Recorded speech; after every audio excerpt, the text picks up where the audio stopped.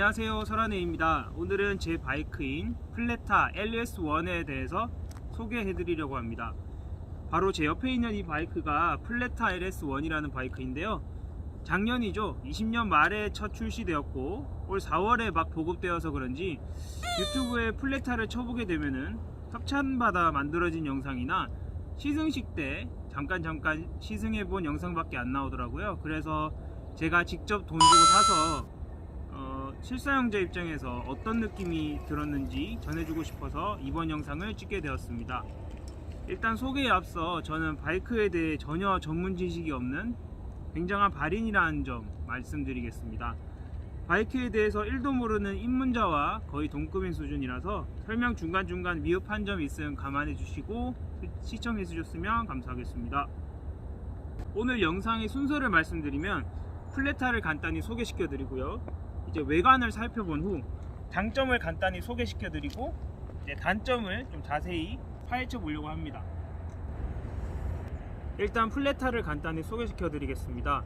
제일 중요한 가격부터 말씀드리겠습니다. 플레타의 총 가격은 550만원이며 정부 보조금 260만원이 더해져서 소비자가 최종 부담하는 금액은 290만원입니다.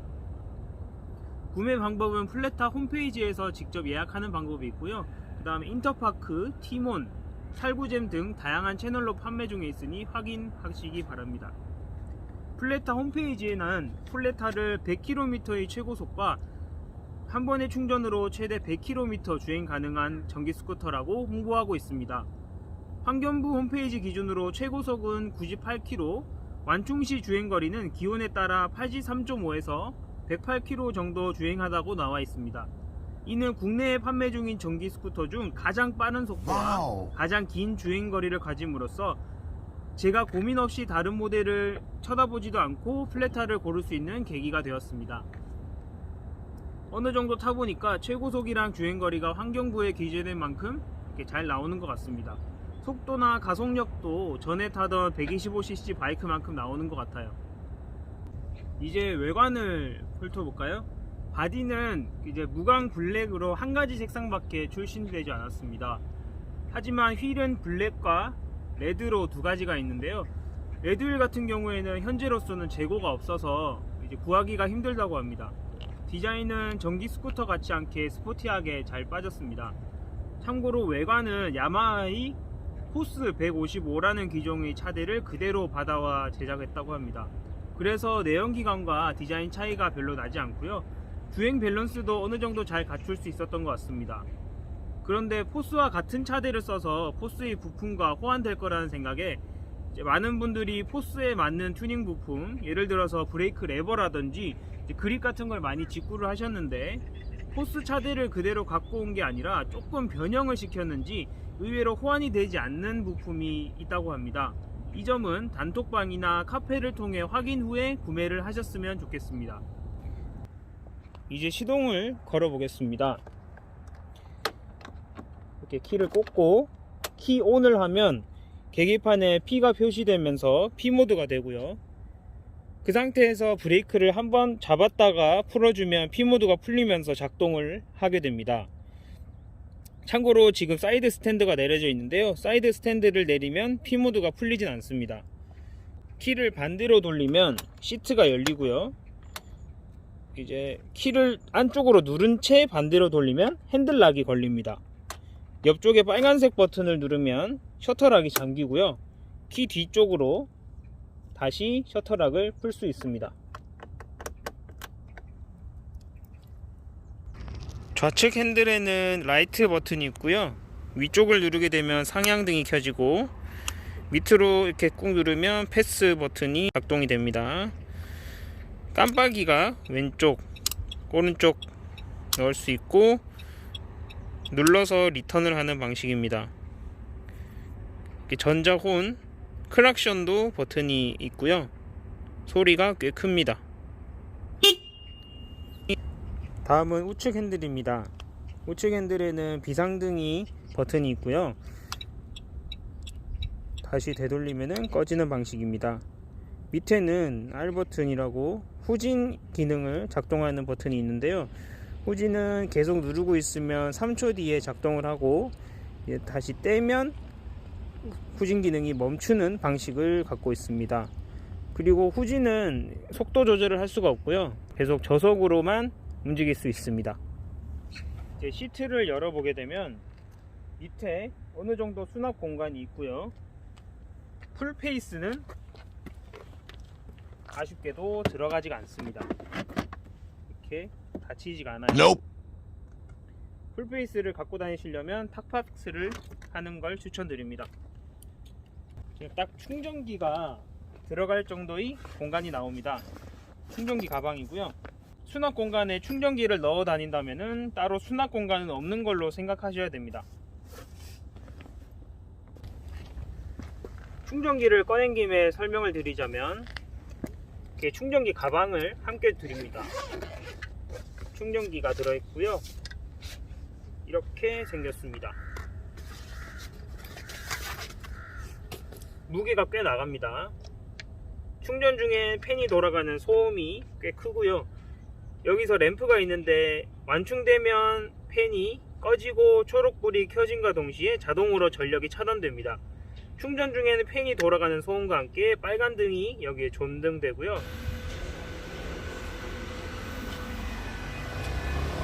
배터리 잔량 표시되고요, 여기도 배터리 충전 중이라고 빨간색 뜹니다. 소리는 뭐 잘 들릴지 모르겠는데 이 정도 소음 있고요.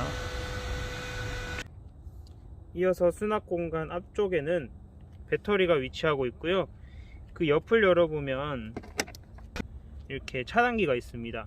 차단기를 이제 내리거나 올리거나 작동을 굳이 할 필요는 없고요, 고장이 났을 때나 이럴 때 건드려야 한다 하더라고요.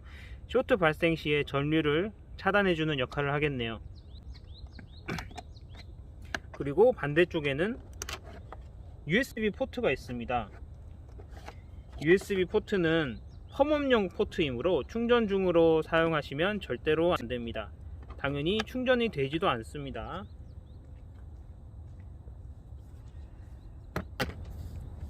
핸들 밑으로는 충전 단자와 봉지거리가 있습니다. 봉지거리는 장 볼 때나 이럴 때 굉장히 유용하죠. 이쪽에 충전 단자는 눌러서 여는 방식입니다. 다시 닫을 때는 눌러서 닫으시면 됩니다. 네, 외관은 이 정도까지고요. 장점부터 빠르게 짚어보자면은, 앞서 말씀드린 최고속이 100 가까이 나온다는 점과 완충시 주행 가능 거리가 100km가 가능하다는 점입니다.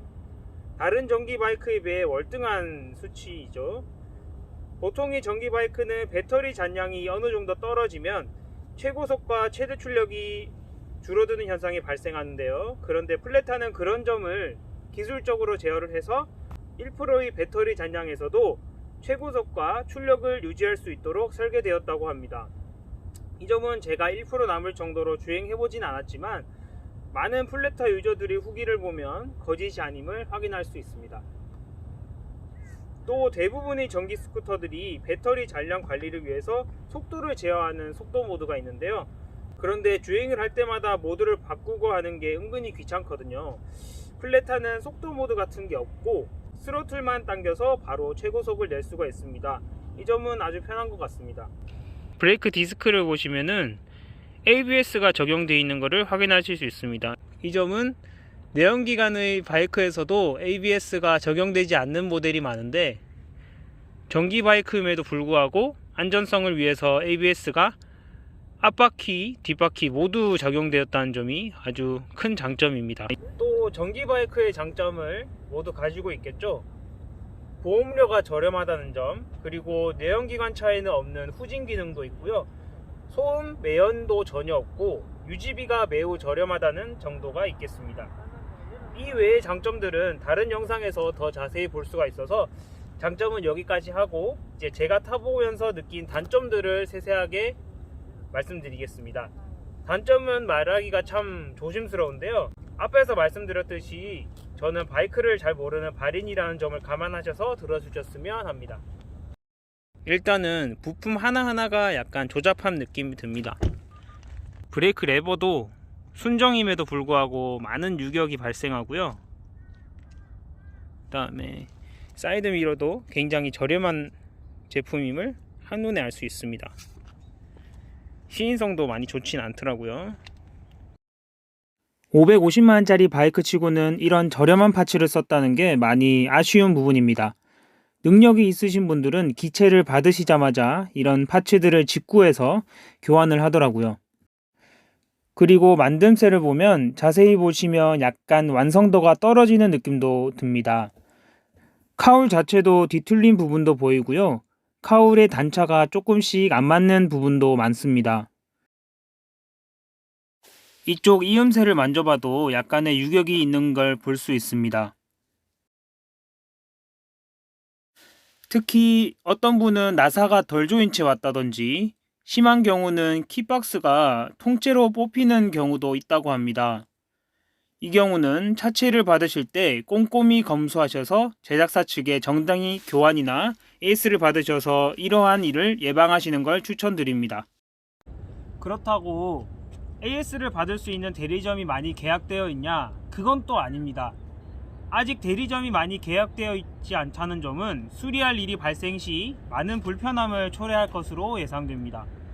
여기 울산 같은 경우는 제가 플랫타를 구매할 당시에 대리점이 하나도 없었고, 그나마 많이 있던 서울 경기 쪽 대리점도 오히려 계약이 끊기고 있는 상황입니다. 많은 대리점과 협약할 거라고 하며 홍보를 하며 예약을 받아왔는데 당황스러운 점이 아닐 수 없네요. 그리고 등화류를 LED가 아닌 할로겐을 썼다는 점도 큰 단점입니다. 세련된 외관과는 상반되게 등화류를 LED가 아닌 할로겐을 썼습니다. 플랫타에 잘 빠진 외관을 보고 끌린 사람들이 할로겐을 보고 구매를 주저하게 되는 상황까지 만들어질 정도입니다. 등화류를 LED를 사용하는 것이 배터리 전략에도 좋고 시인성도 좋으며 발열 관리 및 외관도 좋아져서 요즘 나오는 기체들은 거의 LED로 넘어가는 추세인데요. 그럼에도 불구하고 할로겐을 넣어준 건 정말 아쉬운 일이 아닐 수 없습니다. 그래서 많은 분들이 기체를 받자마자 등화류를 LED로 교체를 하시는데요. 등화류를 싸제품으로 교체하는 건 합법이 아님을 참고하셔야 됩니다. 처음 순정 때부터 LED를 딱 달고 나오면 이런 걱정 안 해도 되는데 정말 아쉬운 부분이 아닐 수 없습니다. 등화류 말이 나온 김에 말씀드리는데 플랫타는 다른 오토바이처럼 앞쪽에 두 개의 등이 나 있습니다. 할로겐을 쓴 대부분의 오토바이는 하향등만 켤 때 한쪽에만 불이 들어옵니다. 상향등을 켜야 한쪽이 이렇게 마저 들어오죠. 플랫타도 같은 형식으로 라이트가 켜지는데요. 의외로 많은 분들이 모르시는 부분이라 출고되자마자 등이 한쪽만 나오는 걸 보고 당황해 하시는 분이 많더라고요. 구매 전에 이 점 참고하셨으면 합니다. 또 많은 기체에서 발생하고 있는 현상인데요. 주행 시 브레이크 소음이나 벨트 소음이 심한 현상이 많이 발생하고 있습니다. 저 같은 경우는 제가 예민하지 않아서 못 느끼는 건지 아니면 뽑기가 잘 됐는지 소리가 나진 않는데요. 거슬릴 정도로 소음이 발생 시에는 제작사 측에 AS 요청을 하면 시간이 조금 걸리지만 수리를 해주신다고 하니 이 점 확인하시길 바랍니다. 지금 나오는 주행 영상을 통해 모터가 돌아가는 소리를 들을 수 있는데요.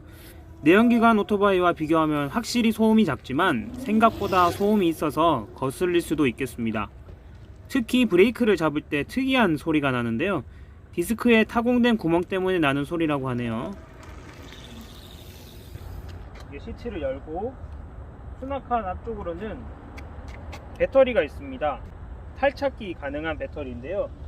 이렇게 힌지를 풀고 뽑는 방식입니다. 이게 B 배터리고요. 플랫타는 총 2개의 배터리가 있습니다. 우와, 잘 빠지지가 않아요. 와우. 이게 B 배터리고요. A 배터리는 탈착이 되지 않는 고정식입니다. 이 점은 정말 좋은 성능을 갖추고 있는 플랫타임에도 불구하고 많은 사람들이 결정을 주저하게 만드는 치명적인 단점입니다. 배터리가 분리되지 않기 때문에 필수적으로 기체를 충전선을 꽂아서 충전을 해야 되는데요. 여건상 기체 충전이 힘든 분이 많죠. 저 같은 경우는 가게를 하고 있어서 다행히 충전이 어렵진 않지만 아파트를 사시는 분들에게 기체 충전이 쉬운 일은 아닙니다. 물론 주차장에 콘센트를 허락받은 후 사용하는 방법도 있고, 젠더를 사용해서 전기차 충전소를 충전하는 방법, 아니면 아예 집에 있는 콘센트를 밖으로 빼내서 이렇게 충전하는 방법이 있는데요. 아무튼 불편한 건 맞습니다. 정말 큰 단점이 아닐 수 없습니다. 체중계를 통해서 비배터리 무게를 재어봤더니 19.5kg 정도가 나옵니다. 이 정도 무게면 계단을 오르내리기가 약간 버거울 정도입니다.